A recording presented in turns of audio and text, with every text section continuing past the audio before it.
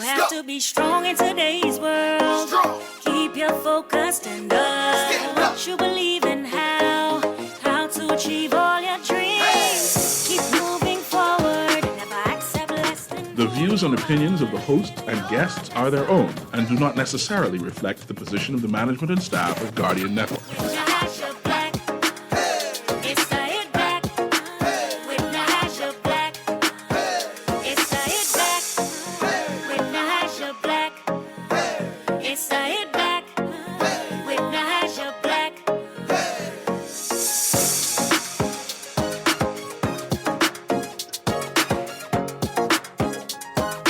Good afternoon, Bahamas, and welcome to the Hit Back. I'm your host, Nahaja Black. It's a big day, beautiful day here in the 242, where we are just filled with the news. I hope you are doing well, taking care of yourself, living your best life today. Everybody, we got a lot of news, a continuation of news from yesterday, rolling into today. We got my good friend, because of all of the news that happened, I needed my good friend to join me again. C.A. Nuri, the third now. All of a sudden, he's the third. Like, I didn't even know it was more than one. That's a whole story. And we will also have joining us Cassia Stewart, the leader of the Bahamas Democratic Movement, will also be joining us. So we got some, this is an interesting day. We got tons of news. But let's lead off. And then I'm going to bring my friend on after this one clip. So we're going to lead off with last night. I don't even know. I can't even tell you guys. I honestly did not anticipate, did not know this was coming. But, I tend to detach after the show. I'm out and then I focus back on work. Some things, I don't take calls after 8 p.m. Like, I don't like doing any of that stuff. But, so you could just stay out of the fray. But Lord have mercy, did my phone not just kaboom? Like, there's a whole kaboom. Well, anyways, this happened last night. Shortly after the payouts were made, reports began circulating on social media that I had received an honorarium payment of $10,000 and that my driver and personal assistant received honorarium payments of $5,000 each. Firstly, I advised the general public that I did not receive an honorarium payment. Once again, I advised that I did not receive an honorarium payment. Further, my driver and personal assistant did not receive an honorarium payment of $5,000 issued to the frontline doctors as purported by social media reports. In fact, they received the same minimum honorarium payment of some $1,158.40 issued to non-frontline workers. However, today, I have asked both my driver and personal assistant to return the $1,158.40 that was disbursed to them from the Bahamas government. They have agreed and have returned the amount disbursed. Well, ladies and gentlemen, okay. So I got my good friend C.A. Nuri joining me today, right? And so, C.A., I got to ask you now. Welcome to the show, buddy. Unmute yourself. Welcome to the show. Thank you, Maria, for the compliment. Okay. 2 days in a row. This is good. This you can't say I ain't loving you enough now. Just for the record. I cannot say that. I can see how busy you are on Friday because I know Mr. Jeff Lloyd is supposed to be confirming for you to be on the show for Friday. So I guess I won't be called that day. I don't know. We still got to see if it happens. But this now, Cecil, this is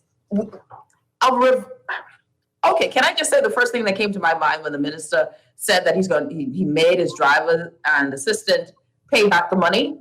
I was going to tell everybody that doesn't spend. Why don't you? I agree. You pay that back. They're truly different from Ackland's men. Because I would have spent that money back from the moment I go into my bank account. There's nothing there to give back. I would have to borrow it back from him and say, well, can I borrow that $1,000 to give you? Because I don't have it. I would already give my wife a donation. Said, man, we spending. So I'm glad to see that both persons still had the money. And that's something to commend them, that they don't spend the money as soon as they get it. So I still can't. I don't know, boy. That's been a couple of days. That money didn't get spent, Cecil. That money didn't get spent, boy. Or maybe they're well taken care of until they actually had like surplus. But I don't know. My first thought was, you coming back to me for what? Did I not drive you around, Minister? What I rightfully worked for. You know, I worked during the pandemic. My name was given for a reason. Who put my name there? It wasn't my fault. Like, No. I didn't put my name there. No. So who put my name there? First thing came to mind was, but who put my name there? Was it me? Was it you, Minister? Because I didn't slide my name there. And I think that's the question, you know. So, and we'll get to it, because the question is, you know, is there a reason there's calls for him to resign? Right now we have these crescendoing, these escalating calls for the minister to resign. The question is this something that he should resign for? Is this, some have said, well, Dwayne Sands resigned for far less, was made to resign for far less. I think it's even different with how this is being dealt with. Did Dwayne Sands have the opportunity to give we're going to give the swabs back speech? You know, like two different scenarios, and I don't like where you're going with it. And two different scenarios. Did Dwayne get the we got to give the swabs back? Yes, he read a whole speech on why he resigned. No, he didn't get to give that back. I remember he was surprised. He was surprised. Dwayne Sands was surprised he was made to resign. But let's talk about this. Let's go with this. Talk about this. What do you think of the Minister of Health's? Did he need to do this? Did he need to do this? And I'm going to try become in a sober type moment, because you know these things you poke fun and make fun of, right? First of all, I'd like to say that the minister looked very prime ministerial. He was very calm and collect. He addressed the issue point on and front on, and that's something to be commended. Because if it was me, I would have look at that. I would have ducked and dodged this issue as much and as long as I can, right? I was going to deny anything. But since he came on and addressed the issue point on, he must be commended, because I think that he wants to deal with it. He realized something was done, a mistake was made, and he decided to deal with the issue. The next thing, right? Who put the names there? The minister said he didn't nominate anybody. He's not responsible for the names. He didn't know who names were there. So he was shocked. He too was shocked to see his driver was there. He was even more shocked to see his personal assistant there. You know, he said, "All names on this list, man. Kudos." Hold on. Did you hear that? So did you get the backstory? Was he shocked? Oh, I assume he was shocked. Yeah, that's an assumption for sure. Yeah, but I know that he did not have the list, nor did he put any names in. Because that's what we believe. What we believe is that he did not have the list, right? We've been told, I'm not sure what you're trying to suggest. The innuendos that you're trying to suggest. There's no innuendos, darling. I'm saying very clearly what I'm saying. Yes, that he did not know. We have been told that he did not have the list. He has said does not have or did not have access to the list. He's an honorable man, However, and I'm not comfortable. I'm not comfortable with the words you use. No. Don't forget, the Prime Minister also has told us that, you know, he is not the competent authority, even though legislation says that he is. But so my thing is, we can say things, but what is totally different. However, in this instance, what we have been told is that the minister and what he had said, and so this is what we're going to go with until there is other evidence to negate or say otherwise, but that he does not have access or did not have access to the list. I think we all know, though, how things work. Even if there is a select committee, in the House of Assembly, select committees don't tend to run or function the way they're supposed to. There is that interference. So it is possible. We're not saying that is what is the case, but we are saying that it's definitely possible based on history and precedence. However, I just want to throw this out here. If the good minister has found himself being hoodwinked again, my good minister has the worst luck when it comes to certain levels of scandal. My minister must sit in a chair where normally it would say director. It says on the back of that chair, "Come use me, I could get swing anytime."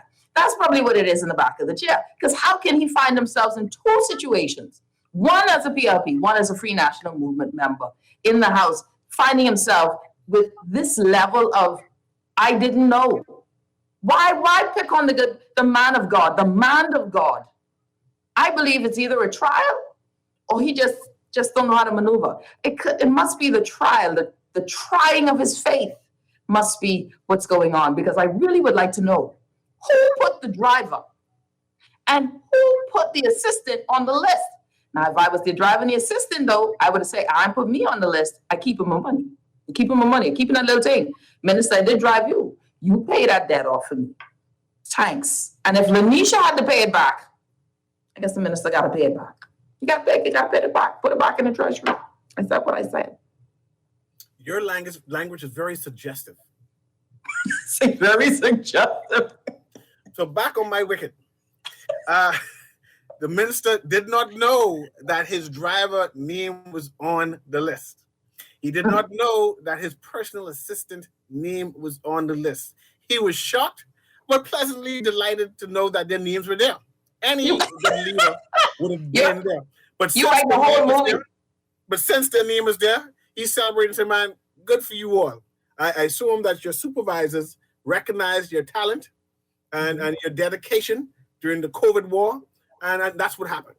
So the driver braved and risked his life driving the minister up and down during those times, and the administrative assistant did administrative work. When all those outbreaks was happening, she was there brave and such, right? And it's only a mere $1,000. What's $1,000? You know, that's pocket change. You just make that weekly. You know? You know? So I don't know where y'all getting at all these innuendos and these snag remarks that something sinister happened. It's $1,000. $1,100. You remember when? See, and this is why I love you, because you're like my Trapsy guy, boy. But I feel like we should be seeing a meme. I hope Jamal Rowe, the artist, does a meme for me, man. Does a meme for me, where you see Dwayne Sands, K. Peter Turnquest, Lanisha Rowe, Mark Humes for fun, and Freddie McAlpine all sitting in a corner with a snickering going on, saying, "Oh well, I guess it's time. I guess it's time." This has to be where some people are like, Lanisha's probably sitting there saying, "Well, I had to pay back the $300." You know, I mean, how does this happen? To me, the scandal is not, because we don't know about this $10,000. I know persons of the Progressive Liberal Party or side are saying we know the details. The minister has received this, but his name wasn't on that list for $10,000, right? So I'm not even going to go there, right? Because that is something that has to be proven. But we have to get to why is, when so many nurses and doctors, and I don't know if you know, last night, the junior doctors, their association, their union, the Bahamas Doctors Union, planned last night for industrial action. Over 180 doctors had decided that they were going to have an industrial action last night because they felt disrespected. They're still saying, this is what they're saying, you know, how in the world are the driver and the assistant, and I feel sorry for, can I just say, I feel sorry for the driver and the assistant. I do. I don't think that they should be the brunt of our ire, right? It is just that this is just I guess this episode is just what we consider a microcosm of what is wrong with government, right? So it isn't them in particular. I hope that their names and whatnot hasn't been shared, because it isn't about them as individuals. It is how we as Bahamians view this entire construct of the people's money benefiting others rather than building the Bahamas in a constructive way. $1 billion spent over 4 years with PHA, no reports, and we're struggling to keep people healthy. So now we're talking about more monies being doled out, CA, and we still can't figure out why are the ones who were there?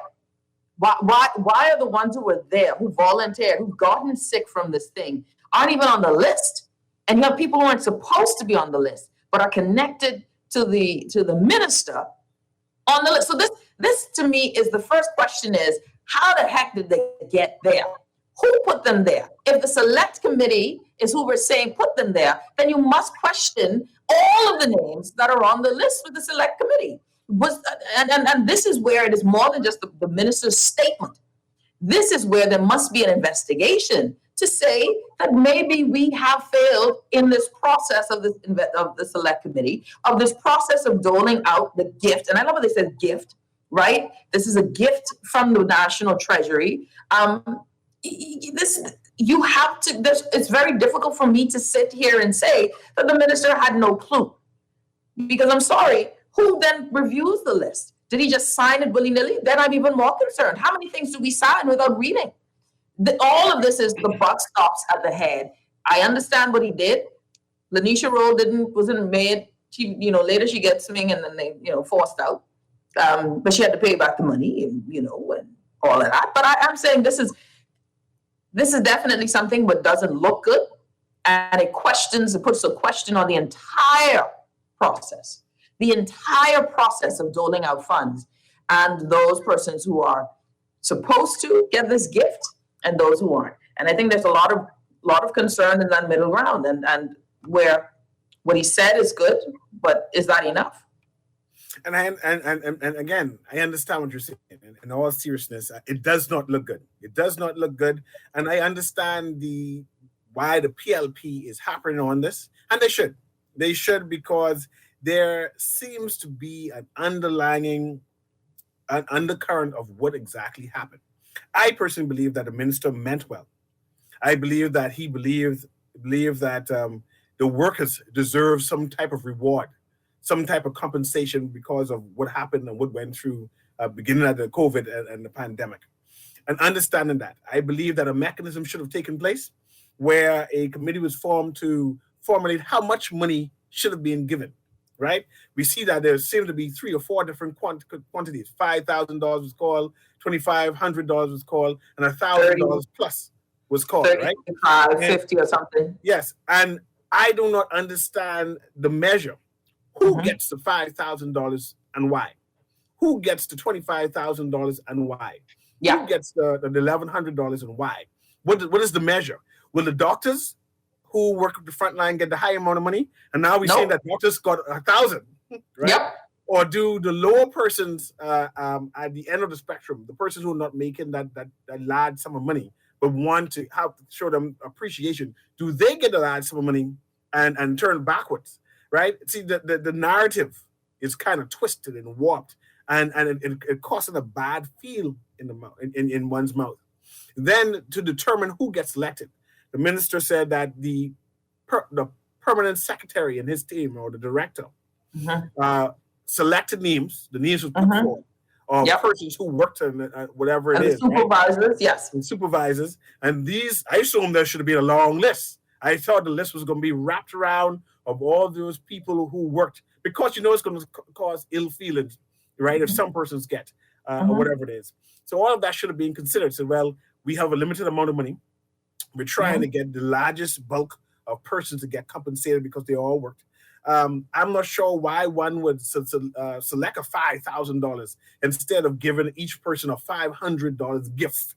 To say, well, it's a gesture. It's a gesture. You see, mind you, this is not something you worked for. But even if there was a tier, even if there's a tier, you would think that the persons who are directly in the space of those who have COVID-19, like directly in the space, would be in the higher tier. Yes. Those, and you got to count the fact that there are physicians and nurses who, we're not even talking about those who we've lost. Yes. We're not talking about those, right? And that's a whole other story of how many people are supposed to get this $100,000, and how do you determine that and safely dole that out, by the way. That's a different story. But there are tons of physicians and nurses who've been quarantining, who've been infected, who've given it to their families. What about SRC, when nobody wanted to work at Sandilands Rehabilitation Center and nurses and doctors volunteering? What about the junior doctors that they did not want Cecil let go of, PHA? These doctors before COVID were fighting for respect before. Then they're called back when they weren't given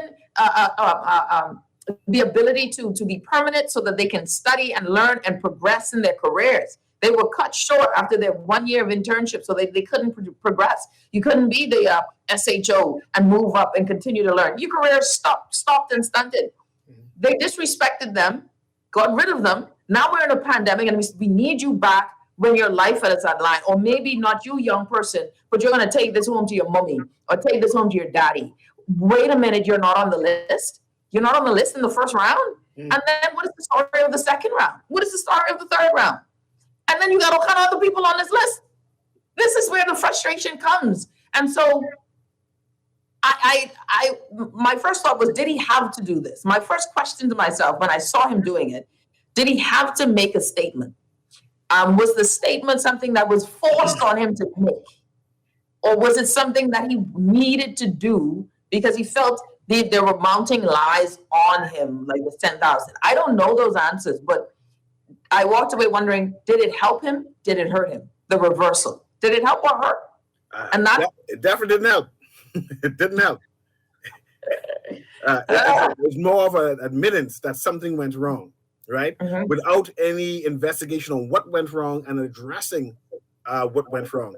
I still want to know, how was it that their name was on the list? Who put their name on the list if there was an error? See, if it wasn't an error, and apparently they deserve it, that's why they got it. So they shouldn't turn it in. But exactly. the idea that they turned the money back in means that there was an error. I need to understand what caused the error, who put the error in, and why were these two names selected of all the names? Because how many administrative assistants were selected? How many drivers were selected? Was it like 6 or 7 of them and he just happened to be one? They were the only. Yeah. So it seems, oh boy. It's great. It's very, I'm sorry. It's hard to spin. It's hard to spin. You can't spin it. It looks bad. And one more time for the road, though. I think one more time we got to hear what the minister said. One more time for the road. Because this one is tough for me. Hold on. Let me Shortly see. after the payouts were made, reports began circulating on social media that I had received an honorarium payment of $10,000 and that my driver and personal assistant received honorarium payments of $5,000 each. Firstly, I advised the general public that I did not receive an honorarium payment. Once again, I advised that I did not receive an honorarium payment. Further, my driver and personal assistant did not receive an honorarium payment of $5,000 issued to the frontline doctors as purported by social media reports. In fact, they received the same minimum honorarium payment of some $1,158.40 issued to non-frontline workers. However, today, I have asked both my driver and personal assistant to return the $1,158.40 that was disbursed to them from the Bahamas government. They have agreed and have returned the amount disbursed. So there's a funny one line. So Miss Black, stop, man. Every time I see this man, I start itching. Y'all need to stop. I don't know how you, like you said, I don't know how you spin it. I don't know how you make this better for him. And someone says, has it been returned yet? I want to see the proof. I mean, look, did we see Lanisha's receipt for the return? Did we? Did we see it? I think we did see some sort of return receipt. I think she brought the receipt and showed it. Yeah, I think that there'll be a return receipt. Honestly, though, I was the driver. I'm like, what, really, Renwood, you ain't good for this? Like, I mean, you done gone through the mud with us. How you say it like that, man? Should he be made to resign? Man, that's a harsh thing. I don't believe the minister knew who names were on the list. We need to investigate and find out which director and which permanent secretary put the list together, right? That is what we need to do. Because the minister's an honorable man. If he said he didn't know the name on the list, it is what it is, and I move on. But that's all it is? Do you believe Dr. Millis and everything he says is right? Yeah. All of a sudden trying to act like your stuff freeze. No, you ain't freeze. You know the truth. All of a sudden, listen. I look at what is before. We look at what is before us. There's nothing that's good, looking good with this for the minister. I'm sorry. And It's not as if he brought swabs inside the country, no. It's not as if he bought illegal swabs in the country. the swabs weren't illegal. The swabs weren't illegal. The swabs weren't illegal. No? It is not as if he brought in, and I think maybe your best way of saying that, because the swabs are perfectly legal. It was letting other people in the country whilst Bahamians stayed out of country. Okay, what's that? I'll go with that. But this one goes to funds, the management of funds, But the minister doesn't touch funds, though. but the minister authorizes the transfer of funds. Come on now, he authorizes the transfer of funds. He just says, man, straighten that out. Straighten that out. I like you. We're going to take a quick break. When we come back, C.A. Nuri joins us. You're listening to The Hit Back with Nahaja Black. We will be back right after.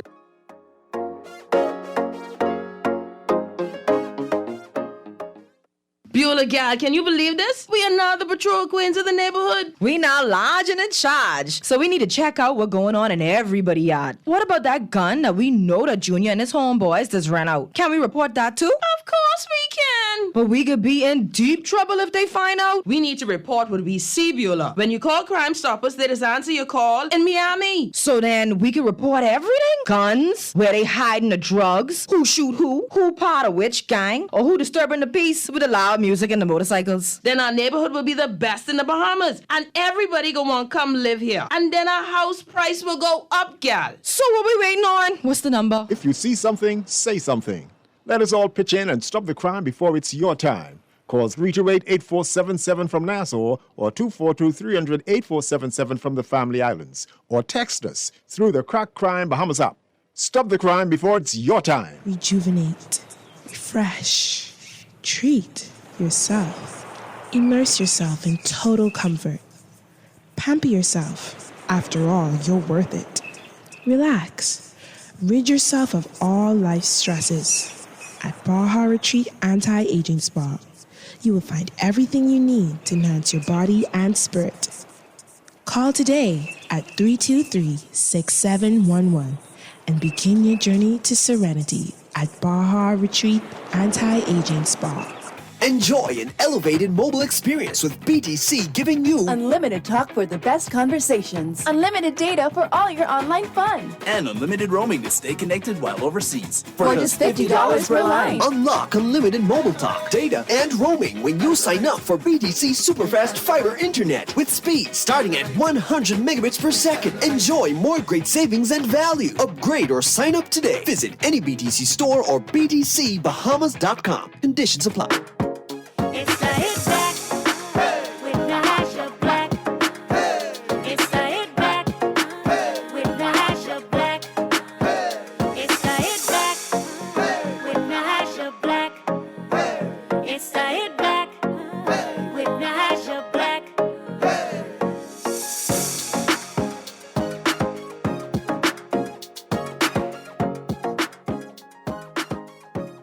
And we're back. You're listening to The Hit Back with Nahaja Black, Guardian Radio 96.9 FM. I love my listeners, right? I love everyone who follows the show. You guys are awesome. C.A. Nuri joining me. Joining me in a few minutes will be Cassie Stewart, leader of the Bahamas Democratic Movement. But someone sent this to me, C.A., and I want you on this. I need you to see this. There's, as much as this trauma is going on in country, I'll tell you this, right? Folks, politics is funny business. It's just funny how things come back in history, right? So this is something that happened in 2014, and I want you to hear this, right?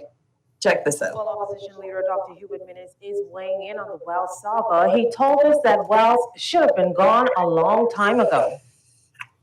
You ask somebody to resign, and they don't. The next step is you dismiss them. You know, I give you a perfect example. And I want the public to interpret this themselves, not casting aspersions on anyone. But if your child did something wrong, and you said to your child,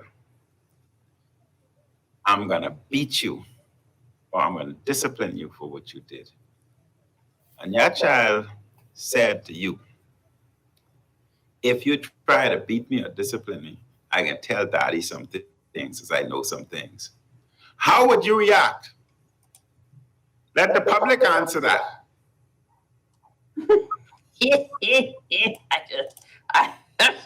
Just for fun.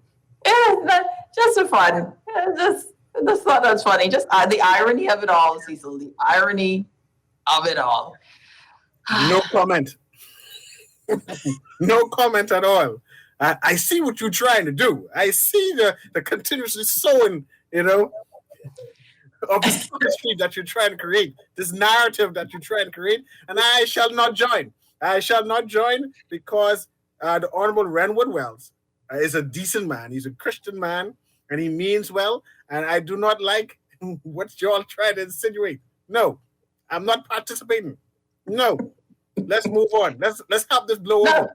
No. Ain't moving on. We ain't moving on. You can say on this? Yeah, right here. Say move on. It's jokey, eh? Ha! Let's bring on my good friend, Cassius Stewart. Cassius Stewart, who was were you part of the NDP? Cassius went to Aaron Bailey. I know exactly what he's going to say, and he's going to defend the great Pacers. So I'm going to just yield for a minute and watch this narrative. Go ahead. Then I'll have to defend Dion folks. I'll have to defend Ranwood. Who else would defend Aaron Bailey? Nahaja Black, happy graduate. Thanks. And one thing we know as Pacers, we believe in truth, we believe in justice. Yes. Remember? Right. Remember our motto? Whatsoever things are true, whatsoever things are lovely, whatsoever things are. Remember the motto? All that good stuff. Yes. And that was our motto from back then, from 1988. And so we have to believe in truth and we have to believe in justice. These things. All right. And so for us as a nation, though, we have to be a disciplined society. One of the things that was given to us as from our founding fathers was a preamble. And in the preamble, it clearly states that, our national success shall be guaranteed by a national commitment to self-discipline, industry, unity, abiding respect for Christian value, and the rule of law. Without discipline and the rule of law, we have no nation. And so if anybody feel that they can do whatever they want to or spend the public place how they want to spend the public place, then we have no nation. Mm-hmm. And somebody has to account. And so this F&M government has been from jumpstart doing some things that has caused many, many Bahamian people to say, what in the world are you doing? If my recollection is correct, this the situation with the mall deal with Brent Simonet, but the Prime Minister says, oh, don't worry about that, we'll fix that in Parliament. And so, and we can go on and go on and go on. It's like, we don't really care. We could always fix up our potholes. And so, but somebody has to make them account. And so while people are calling for Renwood Wells to resign, I think we should also start at the head too, because I think some more egregious acts were done by the Prime Minister. And nobody's calling for his head to be removed. And so for me, I'm going to be the first to call for the Prime Minister to resign because, you are the one who's spearheading the ship. You are the one who set the trend. You came off with your guns blazing, trying to arrest every PLP you could find, and then come to find out you're wasting them. And so, you cannot just for the show, for the international community, try to make yourself look like you are some kind of hero when you are doing all sorts of skullduggery. The United States government, in their report, said that the F&M government is corrupt. Basically, the PLP is corrupt. I didn't say it. The United States government said that. The way they're distributing contracts. The contract for tenders of those who benefited from COVID, the government refused to give that to the Auditor General. Why? Why can't you give it to the Auditor General? And the amount. If you're working for the people, if you are a government by the people, of the people, and for the people, and you are controlling the public purse, the Auditor General, who is a constitutional position, is asking for you to provide us with the information, and you're saying no.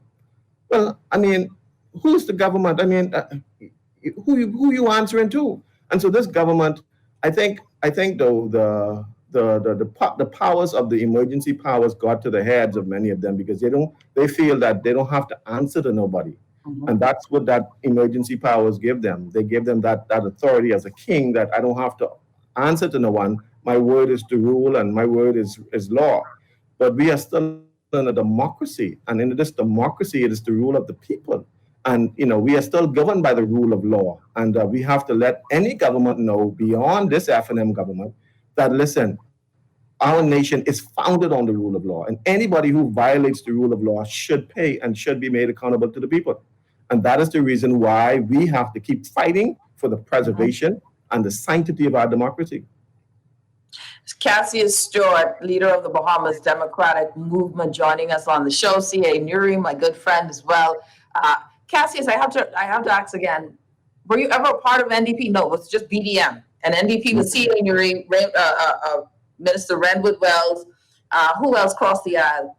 Andre was with Andre Rollins. Yeah. Cecil is the only one who decided, since the NDP didn't work out, he would not become a politician otherwise. But Renwood went. He's probably still with the NDP. Yeah, I'm still there. Yes. He's still holding on to his good minister, not seeing the list. But we digress. Here's the thing, Cassius. CA and I are going back and forth on if the minister had to do this, had to have this press pre-recorded statement. What did you think? As a hopeful leader of the country, did he have to do that statement? And two, would you have made him resign for this? Because everybody would say yes now out of office. But let me hear you say it for the record. Well, I've been around long enough to know that statement was a command. He had to do that statement. The prime minister told him he had to do that. So if you know how politics plays out, that statement, Renwood would have not have said anything otherwise. However, because the prime minister said you need to go and make a statement, I think that's why that was done. My question is, what does your driver have to do with COVID-19 driving you around? I mean, my wife is a doctor, and I have quite a bit of friends who are doctors and nurses. Was she on the list? I don't know. I'm trying to find out right now. But the point I'm trying to make is, what does your driver have to do with getting an honorarium if they're not on the front line? I mean, they're driving you around. And in fact, at that time, the whole country was shut down and there was no movement either way. And so what are they doing on the streets anyway? Because we were under quarantine. And so why are you paying them? The minister got to get around, Cassius. And plus, didn't the minister have COVID? He got COVID. So you have to drive a COVID passenger. You're on the front line. He had COVID? I don't know. I'm just saying he might have. Which minister hasn't had COVID right now? I understood when COVID first came out, I understood the letters that came out to all of the healthcare professionals that they would be given X, Y, Z if they die. And I told my wife, you ain't going because they ain't going to kill you and try to give me no money because I ain't interested in your money. Right? And so you want to give doctors X amount of dollars if they die on the front line. Then they had them one sign the DNR, do not resuscitate. And I said, no, sweetie, you ain't going. Let them go, but you ain't going because I don't need the money. And so that was, for me, that was quite shocking for them to really bring that to these healthcare professionals. Slow down. You said something here. Now I need to learn this because we have been hearing this on the outskirts. But what you're saying here, Cassius Stewart, is that your wife was told that if she passed away on the front line, they would give them a certain amount of money for the healthcare profession, doctors and so on. And they also had a DNR, a do not resuscitate clause signed in that because the theory was because they had to use these incubators, and once you intubate somebody, you expose everybody else to the virus. So it was a DNR across the board, do not resuscitate. So if you die, and let's let you die. And I said, I don't think that may be wise for you to be going to work because if you die, you on your own. If you get sick, you on your own. Yeah. And at that time, we only had probably about 10 ventilators. And, the hospital was really in a bad state. I'm in the medical field, so I know. And there was not much ventilators. And there was no isolation chambers. There was 4 isolation chambers the hospital had at the time. And so basically, those who got caught in the first wave was really on their own. I'm not sure whether we are now in inventory with ventilators and so on, but it was really bad in the initial stage. And for me, the agreement didn't make much sense because, there are a lot of healthcare professionals, and my hat goes off to them, who really, really thug it out, and they went to work in the midst of that, in the midst of catching COVID-19, and they went to work and they did what they had to do.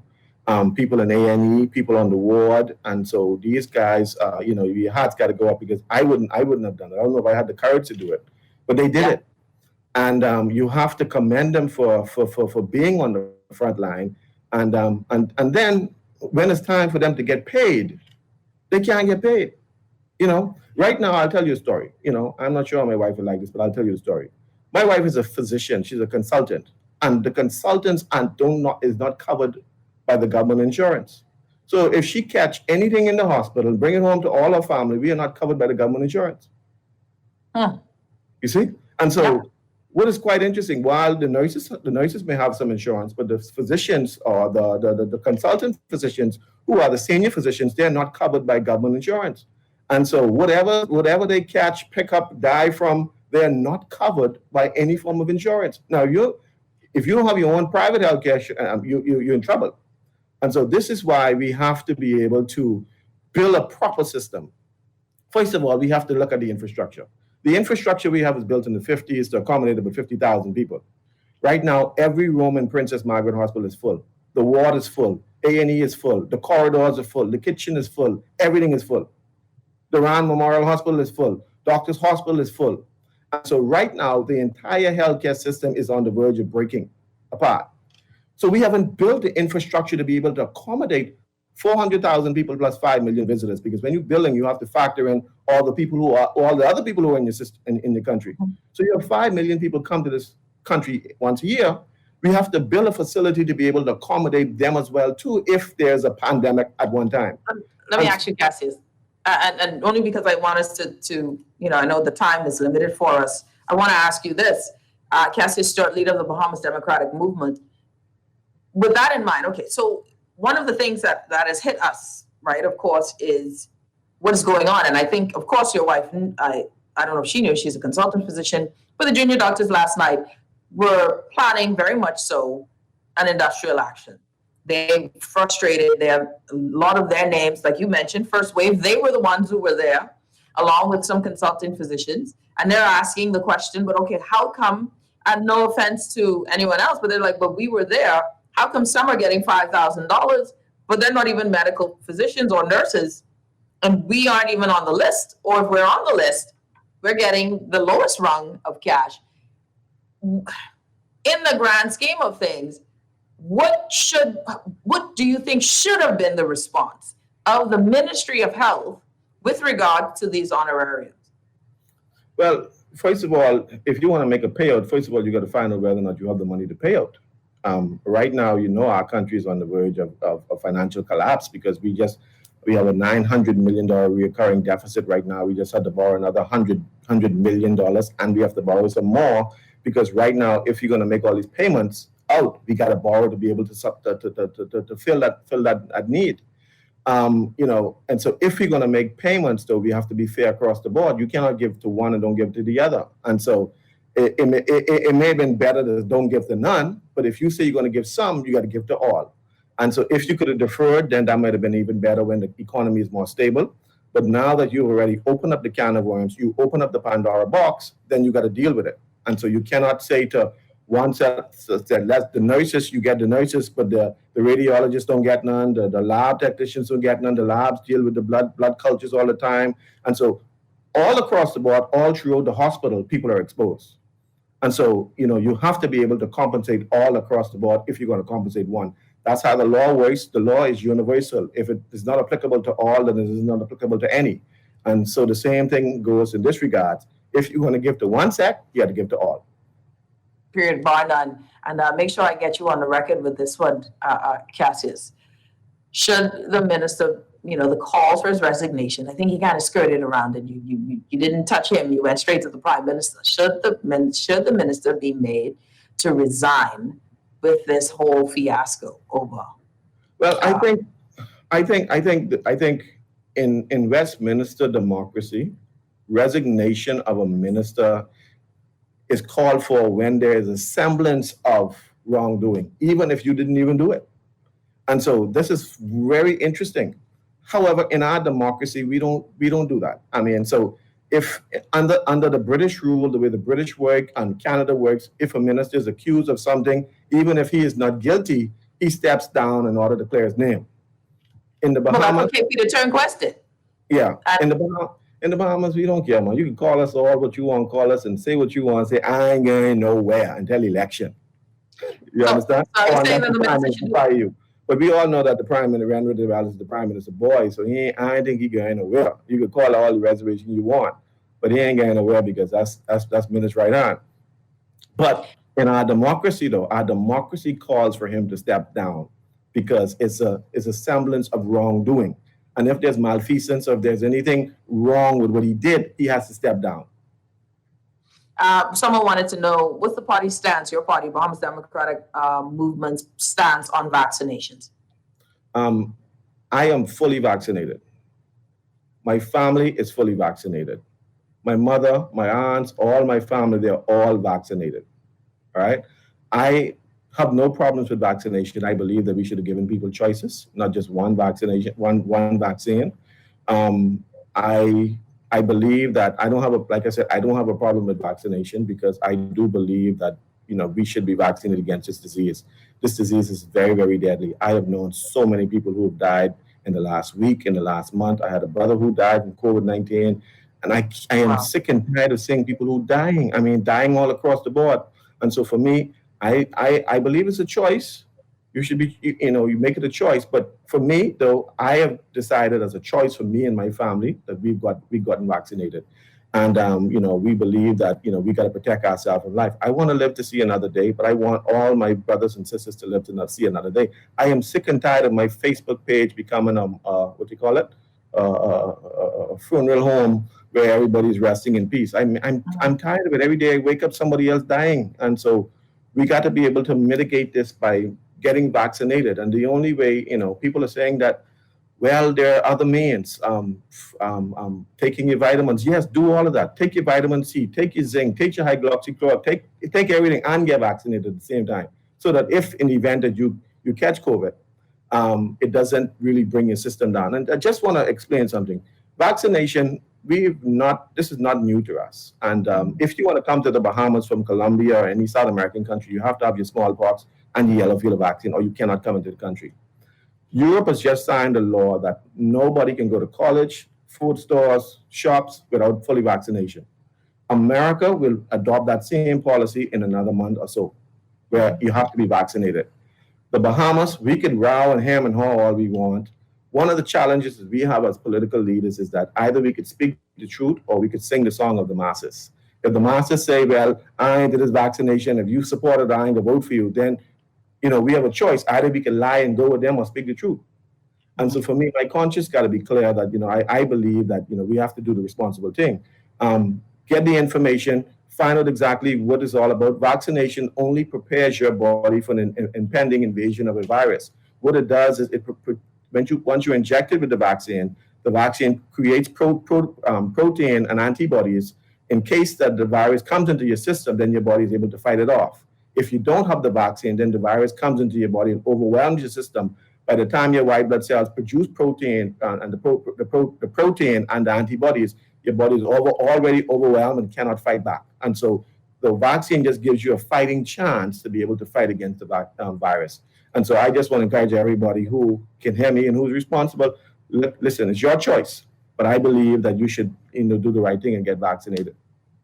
CA, my good friend, any questions that you have for Cassius Stewart? I noticed that Mr. Stewart didn't support mandatory vaccination, but would he support businesses demanding that their staff be vaccinated to continue working? Well, all that is mandatory. All that is mandatory. But one is by the state, and then one is privately owned. Like, what if a hotel say, well, all staff, would your party support such? Well, that is. See, the thing about it is, this issue is so sensitive that you got to be able to look at the data. Here's where I believe where we're going. In the next 6 months, no Bahamian will be able to travel to the United States without being vaccinated. That's going to become across the board. So whether or not we like it or not, vaccination will be forced upon us because no government, no company wants their business to fail. Right now, we've been shut down for almost a year. Most businesses have not been doing good. Our economy shrunk by 14%. And so really and truly, no country wants to be dealing with this type of virus where it could crumble and crush their whole country. And so for me, though, I believe that, it's a sensitive matter. I think I encourage everybody to get vaccinated. Whether or not I can't say that my party will say that, but I'm saying for me as a person, I believe that people should get vaccinated and do the responsible thing. I made a statement, and one of my friends rebuked me. I said that I got the Moderna vaccine, and I did fly to the U.S. to get my vaccination. But he told me that, listen, even though you may have the opportunity to go get Moderna, other people may not. And because you are a leader and people listen, you got to be responsible. And I did accept the rebuke, because there are so many people who are getting sick and so many people who are dying. And, as leaders, we all got to band together on this one common cause to be able to help save lives. Because I believe that, people say the vaccine is not the answer. It may not be the answer, but it definitely can save you from dying and save you from being on a stretcher with oxygen. And I had a cousin call me 2 days ago. He'd been rushed to the hospital, needed oxygen. And so it's all around us. And so let's just do the responsible thing. If you don't want to vote for me because I say get vaccinated, that's fine. Don't vote for me. But, I am standing on the side of truth. Cassius Stewart, leader of the Bahamas Democratic Movement. Thank you so much, my friend. Appreciate you. Thank you so much. Blessings. All right. C.A. Nuri, Cassius Stewart, leader of the Bahamas Democratic Movement. Always fun having him on. We'll talk some more. We got a lot of other things we had to hit on, but I want your thoughts on that as well. When we come back, we'll have to talk about school. Belinda Wilson, after the minister's statement last night, sent a scorching voice note to her group, her constituents. And now today, the Ministry of Education sends a response. So we got some stuff to discuss. We'll be back right after this. You're listening to The Hit Back with Nahaja Black, Guardian Radio 96.9 FM.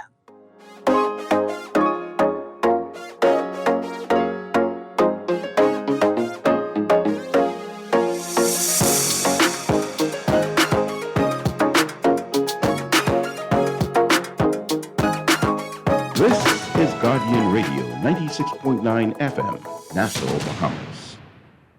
When I got prostate cancer, my family didn't know if I was going to live. At Cancer Treatment Centers of America, within days, I got an appointment. They presented me with treatment options, and we set up a robotic prostatectomy. When my scans came back, there are no signs of cancer. They don't see you as a number, they see you as a part of the family. I'm going on with my life. It's a real gift. Call us at Cancer Treatment Centers of America. Many people wonder, what makes Boost Academy unique? Maybe it's our 8-to-1 student-staff ratio, the emphasis we place on student individuality, our focus on numeracy, literacy, and creating better citizens by sharpening students' critical thinking skills. One of our many talented teachers, program facilitators, and mentors. Or just maybe it is our commitment to taking full responsibility for your child's education. No hidden fees or costs. Regardless of what it is, let us help your child reach their full potential. Boost Academy is currently enrolling students of grades 4 through 12. Visit www.boostbahamas.com to apply now. It's the Hit Back with Nahaja Black. It's the Hit Back with Nahaja Black. It's the Hit Back with Nahaja Black. It's the Hit Back with Nahaja Black.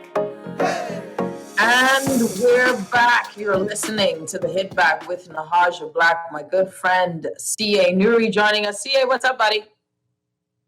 Had it on mute again. Right here. I enjoyed Cassius Stewart. Truly, he is a voice that needs to be heard in the mainstream. He always come with pleasant and refreshing ideas. And I hope that the Bahamian people appreciate what he's doing for deepening democracy. I like him. I love his ideas, and I appreciate him. Yeah, well, my first vote was for BDM, and my second one was for DNA, and my third one was for the Free National Movement. Lord, that's strike 3. That's a lot of losing. Boy, you need to stop voting. I need to stop. This is not good. My record is they say piss poor. It's just bad. I guess this year next year you'll be voting for the COI. Just kill it one time. Just might as well just Might as mess it well. up. I Yeah. mean, since COI. I just go with it and just let it rip. Yeah. Yeah. No, this has been bad. It's been bad. This has been bad. I'm not good at this voting. I'm seeing that. You're not good at this election thing. I feel like if I vote for them, then that means that they're not going to do well. That's what it is. I feel like you don't watch sports, right? So there's this Greenie Jinx, Greenie from, Mike and Mike back in the day, but now Get Up. Well, he has the Greenie Jinx. So whenever he picks a side, they lose. I feel like I have the Nahaja Jinx. And so that's, they go pick a side and they're going to lose. But if they win, then they're going to be bad. And I'll be this guys. They're going to be terrible. Then go to COI. Let's mess them up one time. Why can't I don't even know a friend who owns a liquor store. Like, I don't even know. Someone says, I ain't voting. They all the same. Child Tom. We got a bunch of text messages before we switch gears. I want to get to some of them before we switch gears. Good afternoon. I wonder why the minister hasn't resigned yet. He had stated unequivocally that his driver and assistant did not receive the money. He did. Now he's saying he told them to return it and didn't know who was on the list. Well, he should have known as the minister. They shouldn't have to return the cash. He should be the one to pay it back. I think he's good for it. He did not know. And he can't be blaming people if they did not know. Boy, listen, what did the prime minister say about Oban? Yeah? What did he say? Like, how many things that he did not know about Oban? He didn't know that Kruger sitting next to him was not the guy to sign, like he was signing someone else's. He didn't know that? Okay. All right. But he resigned. Right? But I'm just saying, you can't, that's good. They didn't know. Would it be Shaggy? So me creeping in the corner. It wasn't me. Yeah. No, this ain't no Shaggy. Shaggy ain't supposed to be running the country. Okay. Hi, Nahaja. Please allow a second to make another appeal to Dr. Sands to find Loretta and Reese and save the F&M from Wells and Minnis if that party is going to survive, because those two are bound together and the party will be punished as the PLP was because of Mr. Christie. The Coalition of Independence looks so good compared to the disaster of an administration. It ain't funny. People literally dying because of the decisions Ernie and Bert out here making. Dr. Sands, please step up. That person just politically mischievous. Pay no attention to him. That one's actually, I like that one. That was funny. I like that one. Coy's looking so good. Nahaja, just a question. How did the story break? And if it didn't leak, would we have ever known about it? Of course not. No. Of course not. Of course not. If it didn't leak, we would never have known. So it isn't as if it's a righteous turnabout. If he saw their name on the list, knew that they weren't supposed to be on the list, do we anticipate that Mr. Wells would have walked his driver and to his assistant and said, my dearest driver and assistant, I see that your names weren't supposed to be on the list. Please pay that money back. No, boo. That was money well spent. Okay? So if this wasn't leaked, there would have been no pre-recorded speech, no payback of nothing, and no uprising of the staff saying, what about me? So that's a great question. The treachery probably happened when the minister sent the parliamentary secretary home on suspension. Okay. Great show as usual. I don't blame the minister. I blame the people who got the money. They run their mouth too much. Bahamians simply talk too much. Now they have to give back the money. I don't know what you're talking. Someone sent the list with their names on it, man. The list was their names on it, so they didn't talk it.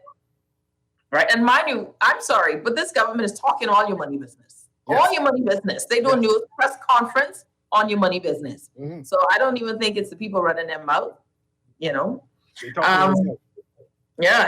would not have had the money. That money was going straight to my mortgage. There you go. So it says, how do we know they paid it back? Well, we'll be asking for the receipts, right? You got to ask for the receipts. But I won't lie to you. The minister saying last night that he told them to pay it back. I'm like, Minister, you really sound a little tight in the pockets now. You could have handled that for your driver and for your assistant now. You sound a little tight in the pocket, Minister. But he has 7 children.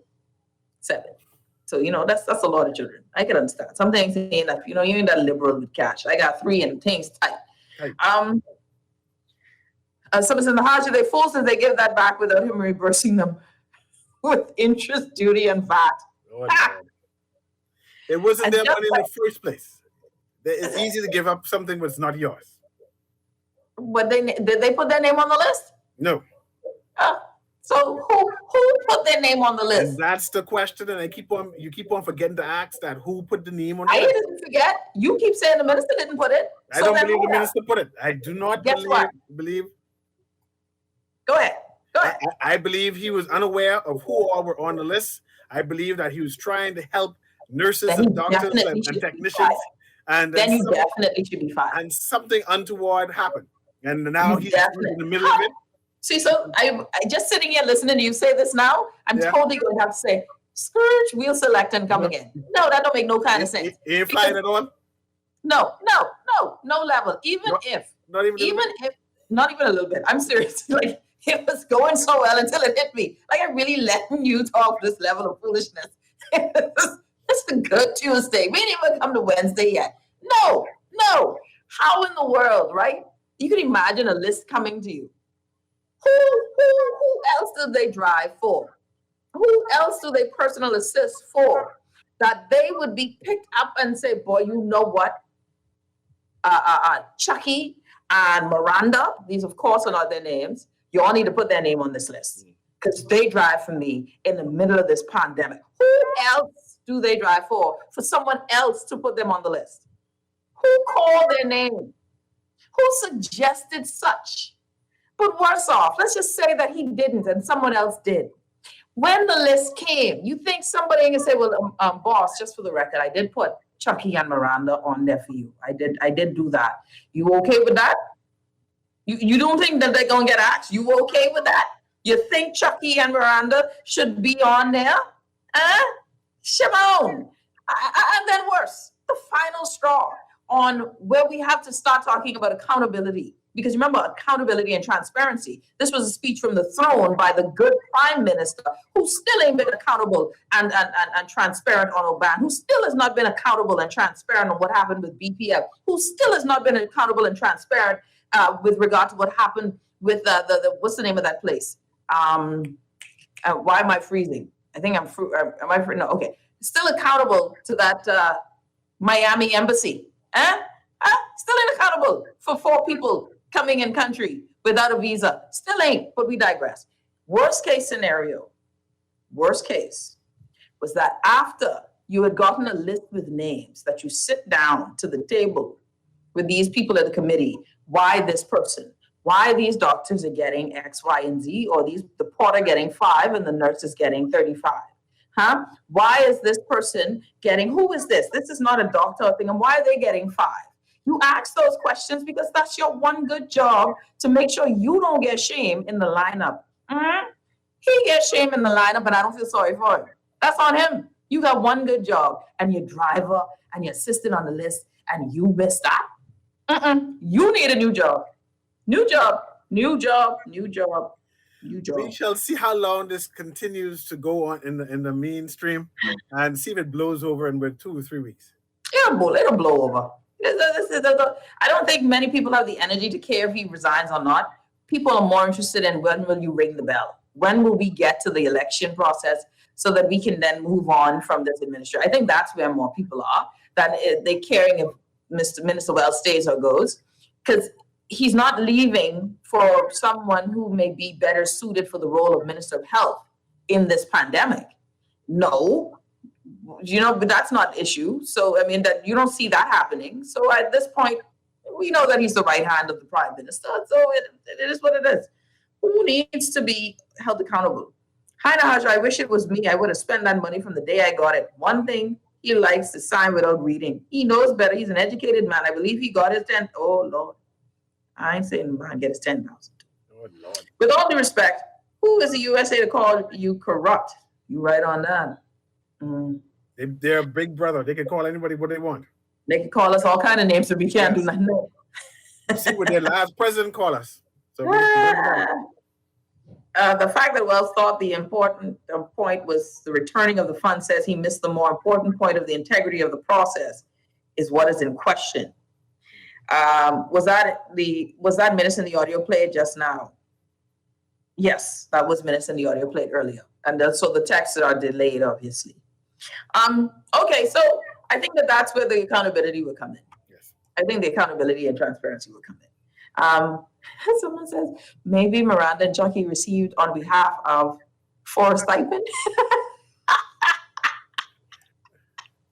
You think Miranda and Chucky should become a trending name for the two? Miranda and Chucky, the driver and the assistant, but we digress. All right, other news, CA Nuri, is the right now education, right? So yesterday we had the minister.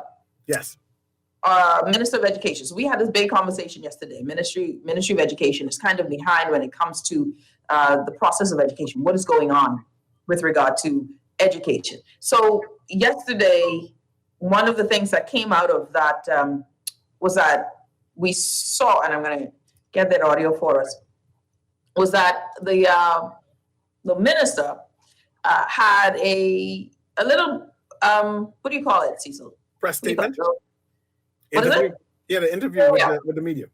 A little interview with our reporter here, and this is what was environment or fully face-to-face. The education minister says he recommends that all parents with students between the ages of 12 and 17 register those students to take the Pfizer vaccine that is now in country. And I hope to God strongly encourage parents to permit their students, their children, to take these vaccines. Absolutely, positively. Do please remember that no child can enter the public school system without vaccination. 131 new COVID-19. So this created a tizzy, right? An uproar, right? Because now what folks were hearing was that no child can come into school without being vaccinated. And that was off of the heels of encouraging people to take the COVID-19 vaccine. So what folks heard was, you're encouraging me to take the vaccine, but right after that, you're saying that no one can come into the school without being vaccinated. So this was an understandable why folks misconstrued what the minister said.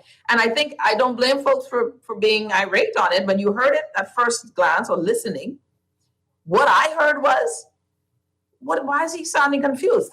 He sounded very confused. 1 minute he's encouraging us, and then the next minute, but no one can come into school who is not vaccinated. Since then, he has clarified his statement, right? And I think because he used vaccination with COVID-19 and then vaccination in terms of mandatory or mandate of coming into school, that's where the confusion came. If he had said immunization on the last part, no one can come in unless they're immunized, then we would have understood immediately he's not talking about the COVID-19 vaccine, I think. That created its own little hoo-ha though, CA, right? Because after that, the uproar came, this thing had gone viral, and then last night, Belinda Wilson, Belinda Wilson, who was on our show yesterday, Bahamas Union of Teachers president, then said, you know what, we got a call to arms. What is going on here? And I want you to, okay, where is it? At 10 p.m. at night. At 10 p.m. at night, that voice note went out. Yeah. And she's a wise woman. He said, say what you got to say, do what you got to do. So here it is. Good evening, all members of the Bahamas Union of Teachers from Grand Bahama to Inagua. It is Monday, August the 16th, 2021 at 10:45 p.m. As you are aware, schools are scheduled to open for teachers, guidance counselors, librarians, teachers' aides on Monday, August the 23rd, which is 7 days away. To date, after writing to the Ministry of Education about a plan for the reopening, I've not received anything in writing. I've been informed of a meeting that is supposed to be held. I await the details. Many of you are very concerned about your safety and returning to face-to-face instruction And this is where it's without getting having the interesting now. surety that the schools have been prepared to ensure that you are working in a healthy environment. All teachers, when you report to school and the schools are not prepared, do not enter the classrooms and remain outside socially distanced. The shop stewards will have the union's COVID-19 health and safety checklist that they will meet with the principal, they will go through the checklist, then they will meet with you as teachers to make sure that you are satisfied that the safety protocols are implemented before school begins. Secondly, this evening, the Minister of Education, Jeffrey Lloyd, made a statement about vaccination of Why children. she say his name like that? And I quote, "Do please remember that no child can enter the public school system without vaccination," unquote. This has caused a frenzy among parents and teachers. Well, the Prime Minister, in his most recent national address, stated clearly that the COVID-19 vaccine is not mandatory. The Prime Minister has spoken, so I say, ignore whatever convoluted, mixed up remarks made by Minister Lloyd as it relates to vaccination of children in this instance. Thirdly, another matter of grave concern is the payment of increments for August 2021 payday. I've been assured that the members of the Bahamas Union of Teachers will receive the payment. Money talk. August payday. Let me be clear. This is not a gift, but monies you've already worked for. So members of the Bahamas Union of Teachers from Grand Bahama to Inagua, we expect the increment to be paid on August payday. If the increment is not paid, please don't waste your minutes blowing up my phone. Just be ready for industrial action. So everyone who are members of the Bahamas Union of Teachers from Grand Bahama to Inagua, stay tuned.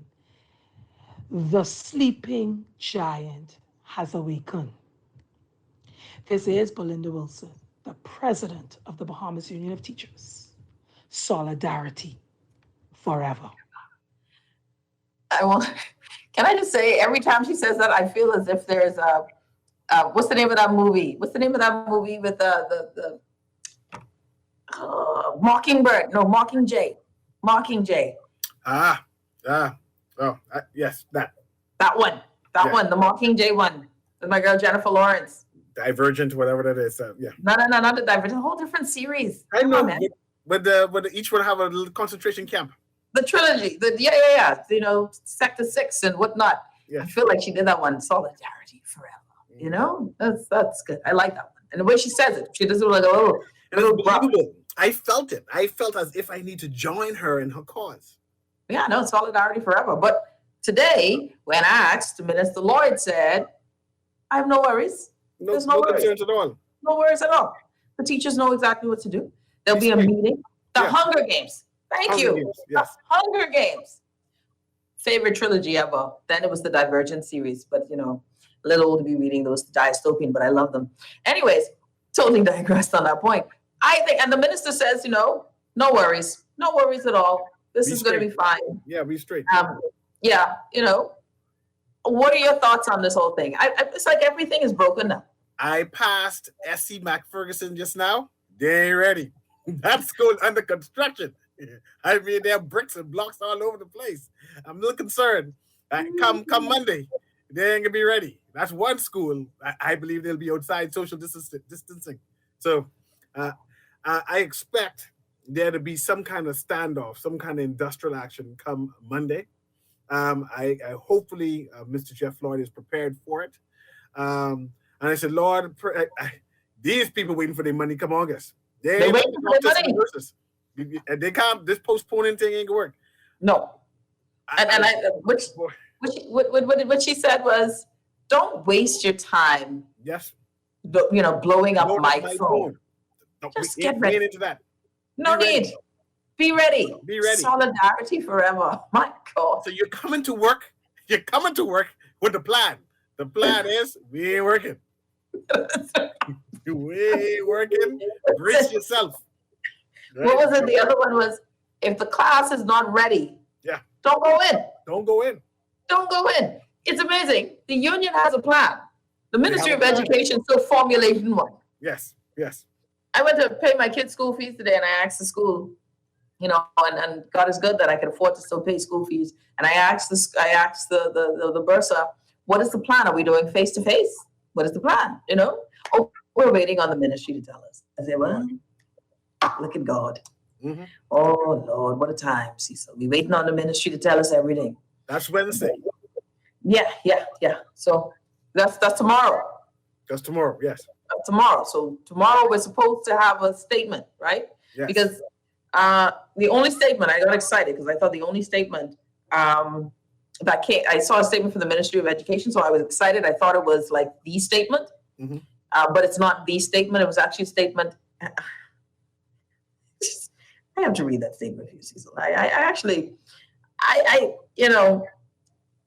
like that the fact that you have to laugh at certain things, I think, at this point. Ministry of Education press statement. The Ministry of Education's policy on student vaccinations said currently the COVID-19 vaccine is not included in the Ministry of Health's immunization schedule for students. Therefore, it is not mandatory for any student to demonstrate that they have received the COVID-19 vaccine in order to gain admittance to the public school.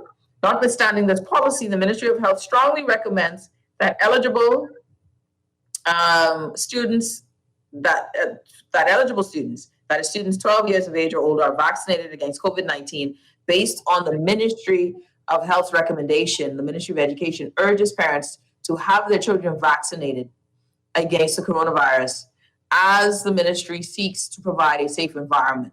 Additionally, the MOE encourages all stakeholders to diligently follow the health protocols stipulated by the emergency orders, which include social distancing, frequent hand washing, sanitizing, and the wearing of masks. The ministry encourages all persons to continue to do their part in protecting themselves and others from COVID-19 infection so that the Bahamas may safely navigate through the pandemic. I missed the first paragraph, and that was intentional. As the 2021-2022 school year approaches, the Ministry of Education reminds the public of its policy regarding student vaccinations. It has been a long-standing policy of the Ministry of Education that all students entering the public school system are required to be vaccinated in accordance with the routine scheduled immunizations mandated by the Ministry of Health. Can I just say, though, we know that I've seen it. I know tons of students who've gone into school and not had their full vaccinations. That is why the nurses come into school every time through the year. I remember, so this is to make it seem as if, you're not going to get into school because you're short 2 or 3 shots. I've not seen that happen before. Maybe this is a brand new thing, but speaking with Ms. Wilson, that isn't a thing. Like, you're not going to be denied entry if you're missing your MMR shot. So, it is what it is. But I think industrial action is like the new thing. It's not the new thing, but it's a consistent ringing theme now. I think every union is still vexed. What in sewage? And it's all because of promises, They got promised a lot, and the government is unable to deliver. And the union saying, since we negotiated, it's a done deal. You are being unable is not an excuse. So that's where we stand right now. And I anticipate come Monday, there will be a standoff. I anticipate at the end of the month, there will be another standoff. and I'm hoping that the ministry is prepared for such, and now creating mitigating situations that it won't be as bad as we can anticipate. Someone says, Tom says, watch low virtual learning bomb. All them school uniform money gone. That's why I ain't get mine yet. No, you don't buy school uniform at this present time. You buy one shirt and one pant, and use that for in case of emergency. I swear. Ugh. Someone says you have to present your child's yellow card on enrollment. At least that's how it was in my 38 years of education. When did it change? All right, so then maybe that's it. You have to show your enrollment. Maybe it is accurate, because I've seen students who I've known a few I went to school with back in the day. I'm like, but you ain't got no shots? Oh. How possible? Yes. MOE needs to work with unions and teachers. I agree.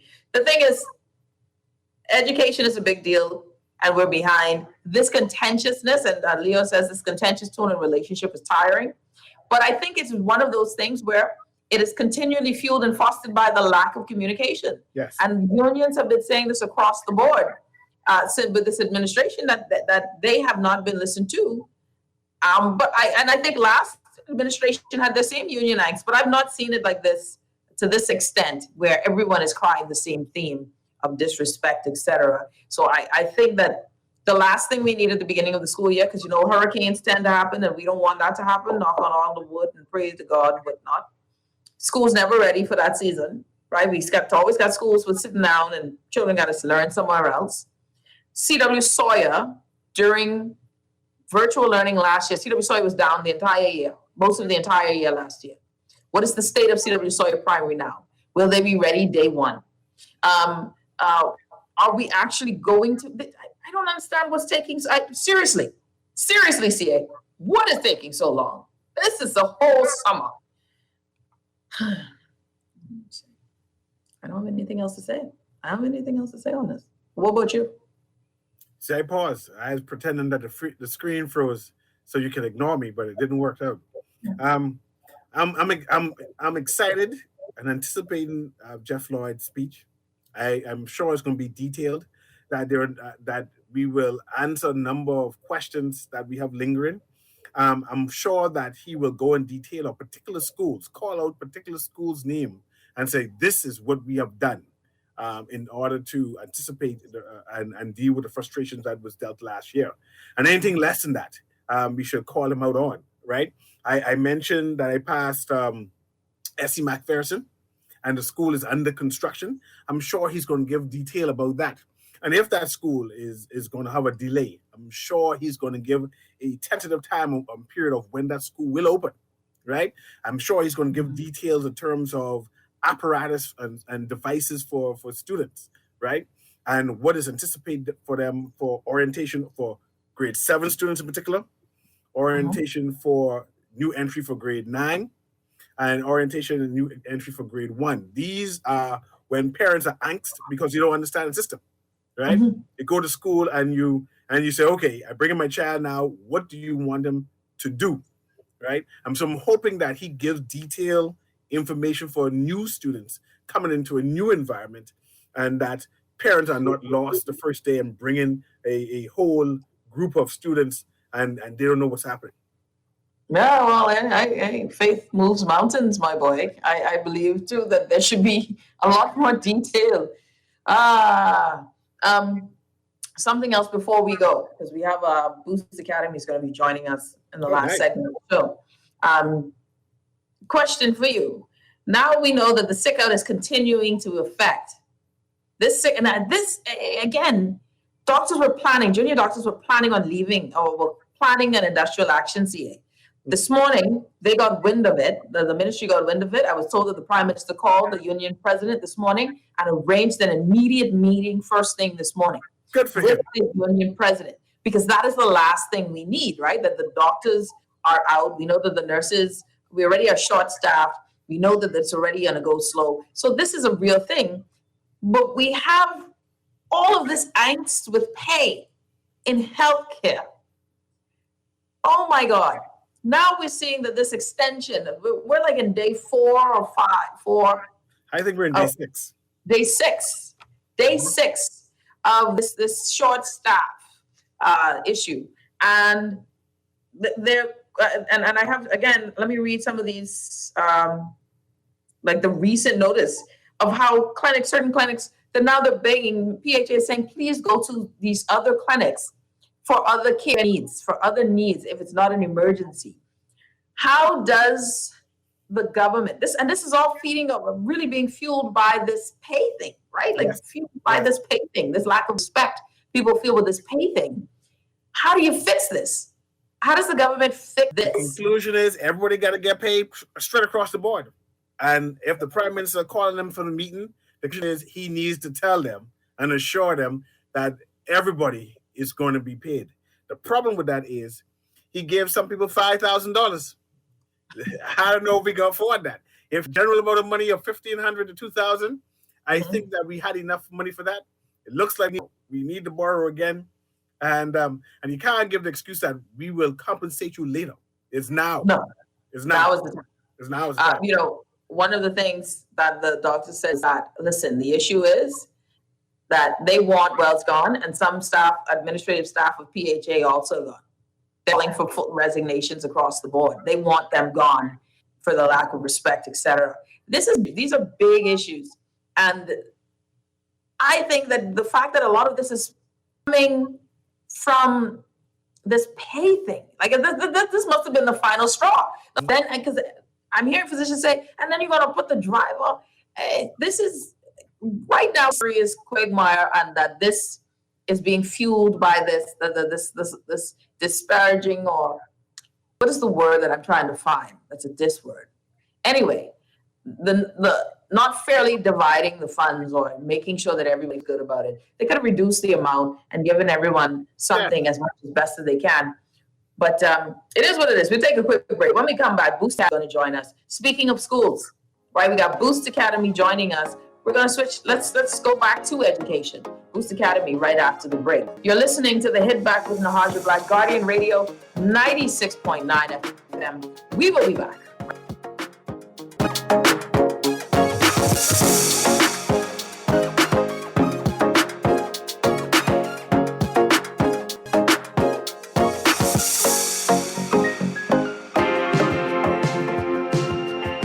Many people Boost Academy unique.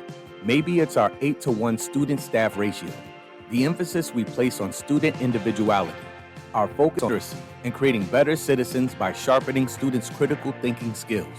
One of our many talented teachers, program facilitators, and mentors. Or just maybe it is our commitment to taking full responsibility for your child's education, no hidden fees or costs. Regardless of what it is, reach their full potential. Boost Academy is currently enrolling students of grades 4 through 12. Visit www.boost.com to apply now. Tired of banks forcing you to use technology to bank the way they want you to? Your convenience is important. So no matter what your banking needs, Commonwealth Bank's friendly staff are always for that personal one-on-one service. But when you choose technology, our online and mobile banking app offers you stability. The choice is yours. Commonwealth Bank. Bank the way you want. The cancer, my family, didn't know if I was going to live. At Cancer Treatment Centers of America, within days, they presented me with treatment options, and we set up a robotic prostatectomy. When my scans came back, there are no signs of cancer. They don't see you as a number, they see you as a part of the family. I'm going on with my life. Gift. Call us at Cancer Treatment Center. Giving you unlimited talk for the best conversations, unlimited data for all your online fun, and unlimited roaming to stay connected while overseas. For just $50 per line. Unlock unlimited mobile talk, data, and roaming when you sign up for BTC Superfast Fiber Internet with speed starting at 100 megabits per second. Enjoy more great savings and value. Upgrade or sign up today. Visit any BTC store or btcbahamas.com. Conditions apply. This is Guardian Radio 96.9 FM, Nassau, Bahamas. It's the Hit Back with Nahaja Black. It's the Hit Back with Nahaja Black. It's the Hit Back with Nahaja Black. It's the Hit Back with Nahaja Black. And we're back. You're listening to the Hit Back with Nahaja, Black Guardian Radio 96.9 FM. Excited to have joining me two wonderful, well, let me just make sure I fix this right because I got to see everything. Boost Academy administrators, really excited to have. We have Jay Phoenix and Charlene Hansen, both from the wonderful Boost Academy. I've had you guys on before. Welcome back. Yeah, well, glad to be back. Thank you for having us. So listen, I'm excited. Boost Academy now has had, I keep hearing great reviews, raving reviews with Boost Academy. And I want folks, my listeners, to get a sense of what type of education Boost Academy provides and how are you guys, approaching the semester? Is it any different from how this year? Is it any different from how you approached last year? So I'll start with either one of you, but you let it rip. Tell us about Boost Academy. Well, I'd have to say, actually, the one big difference this year is that we're approaching this year with even more confidence, because last year, with COVID being so new and really not knowing how the protocols would go, we're now very confident that the protocols that we did have in place were effective, and we managed last year as seamlessly as possible in the height of a global pandemic. So now we're coming back. We have great staff. We have awesome students. We have everybody kind of just ready to get back into it and have a great year. So in a nutshell, Boost Academy is a boutique smart school for grades 4 through 12. And we really pride ourselves on individualized education. So that's the thing that makes us stand out, I guess. Yeah, go ahead, Jay. Yeah, and this particular year, the big fight was virtual, digital, in-person, face-to-face. So we listened to the conversation that was happening around us, parents' point of view, educators' point of view, and came to the consensus that, hey, we will go with face-to-face, but we will offer a digital platform for those that got more comfortable with homeschooling at a reduced price overall, because they feel that, hey, you know what, if I'm going to be home with my kid, I should have some sort of discount. So we did put together a digital platform that still offers a lot of the support that we give at Boost Academy face-to-face, but at a reduced price.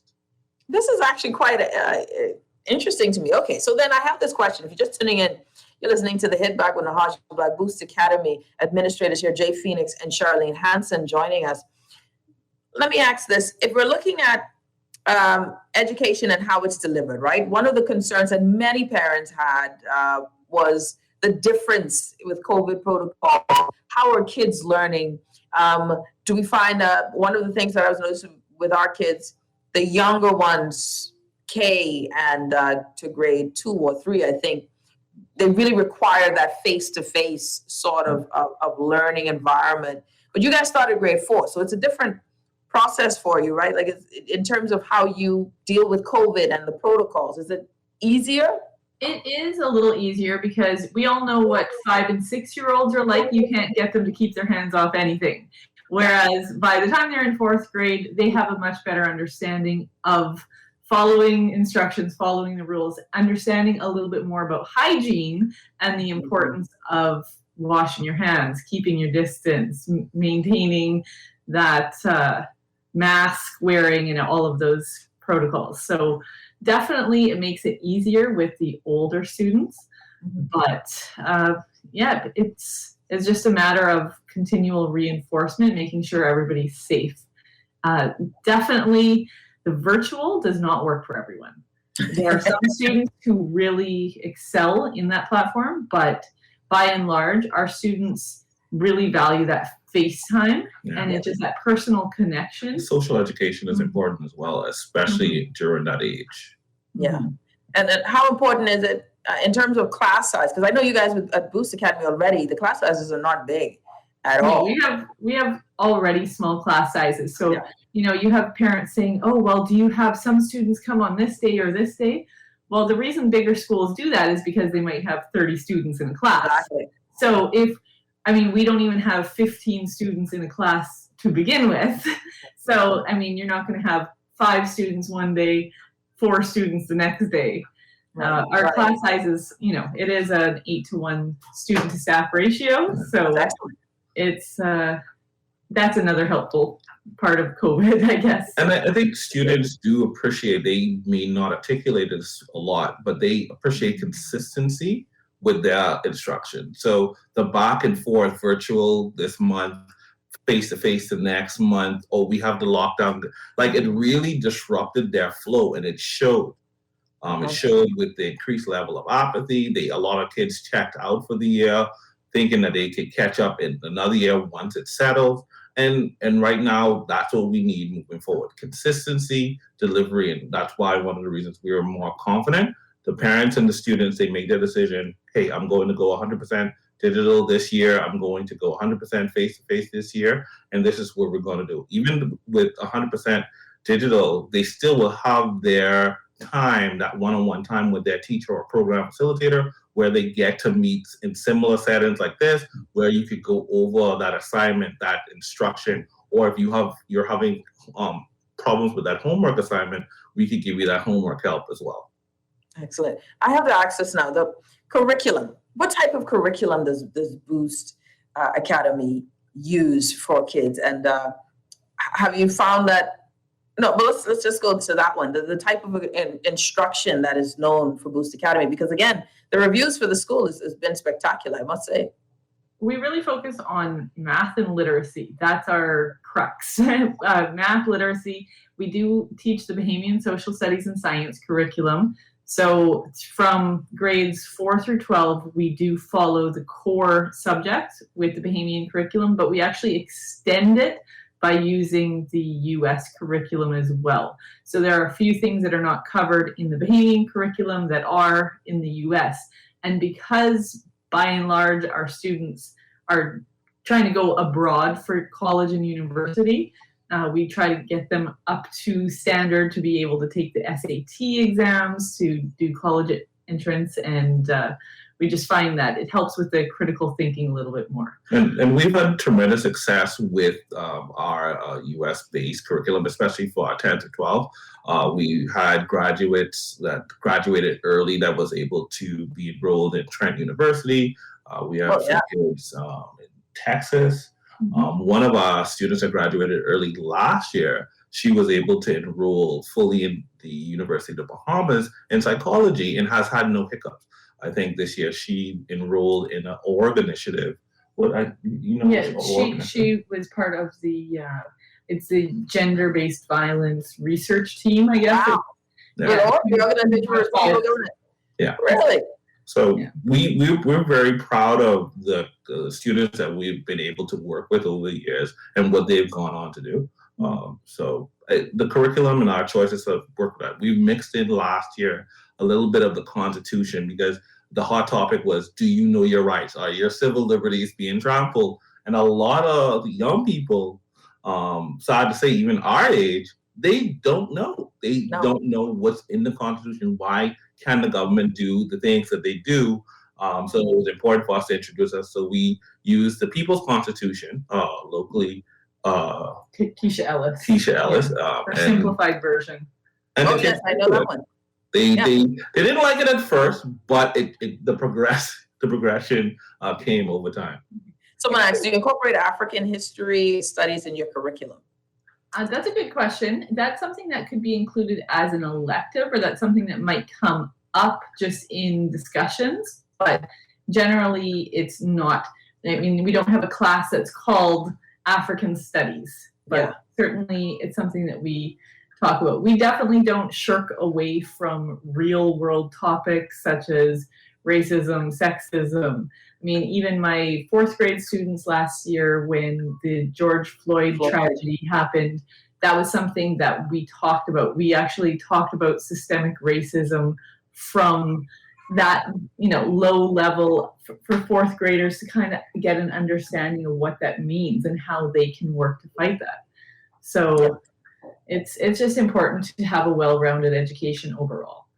If you're just tuning in, Boost Academy administrators joining us on the show, Jay Phoenix and Charlene Hansen. Okay, so how do folks reach you? Let's say we're coming now, but school is about to start in a few weeks.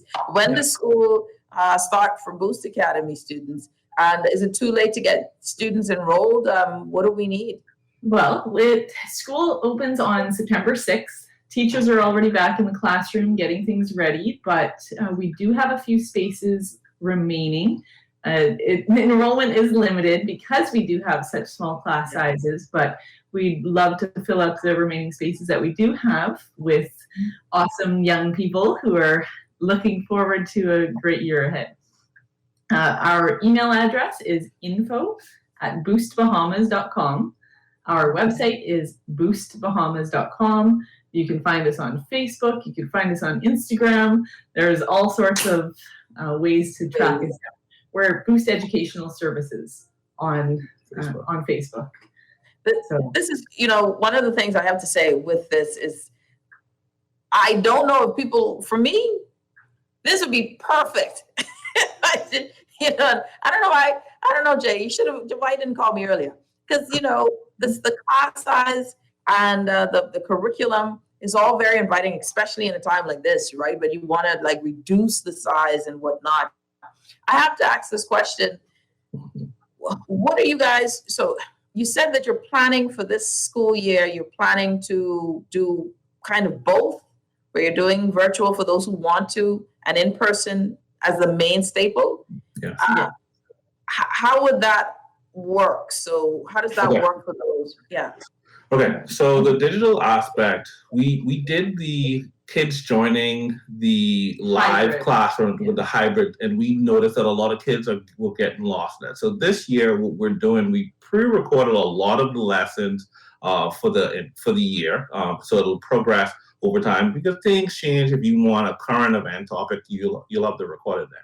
So those kids will have that as a follow along with the actual schedule of the school. And then there are dedicated times where the teacher or program facilitators will schedule one-on-one time. So that kid has that one-on-one interaction, or a very small group, to capture the essence of what that teacher intended for them, in case there are any gaps, misunderstanding, miscommunication, and they will always have access to that library. So as they do their simple equations, they can replay that video over and over again to get the techniques in order to get it. And then they can log on and say, hey, Miss Horton, hey, Miss Hanson, is this what I needed to do, et cetera, et cetera. Everything is digitized. It's an easy flow. We've tried and tested it through COVID under fire. And it seems like the best way to go.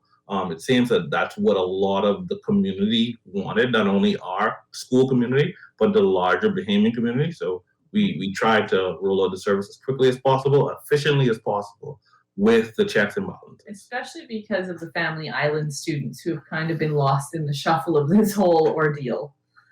So. That's a great point too. The Family Island students having that option as well, I'm sure is a wonderful thing. So again, before we go, and someone says, are your educators board certified, or do they have state licenses? I guess folks are curious on that one.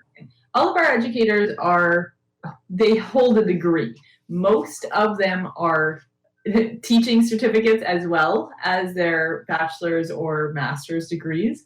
We do have our program facilitators who are college educated as well, but may not hold a full bachelor or master's.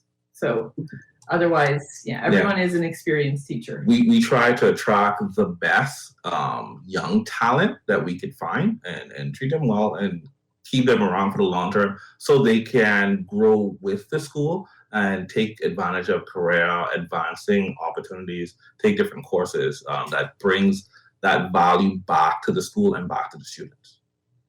I want to say thank you guys, Jay and Charlene. Make sure I got that all right. Yeah. It's so good to have you guys on. Before we go, one more time, give us the numbers, please. The numbers and the contact information so folks can enroll or find out what they need to do.